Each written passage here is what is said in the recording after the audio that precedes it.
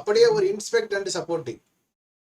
ஆமால நீ வந்து இதுல இருக்கீடா, அத பாக்க மாட்டேன் பத்தியா.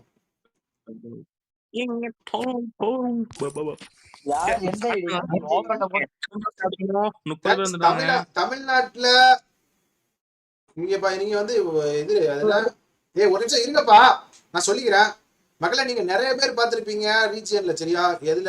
பிஆர்ல ரீஜியன் இருக்குது ரொம்ப ஈஸி, சோன்சரியை வச்சு அப்படி இப்படின்னு சொல்லிட்டு அதுலயும் கொஞ்சம் கஷ்டம் தான் பிஆர்ல போறது. பட் இருந்தாலே சிஎஸ்ல போறது ரொம்ப கஷ்டம்.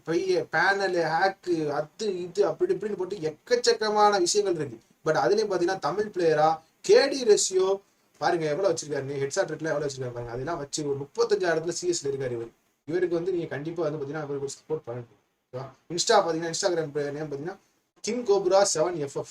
அவருக்கு போயிட்டு ப்ரோ பிக் ஃபேன் ஒரு ஹாயை போட்டு ஒரு பிக் ஃபேன் போடுங்க, ஓகேவா?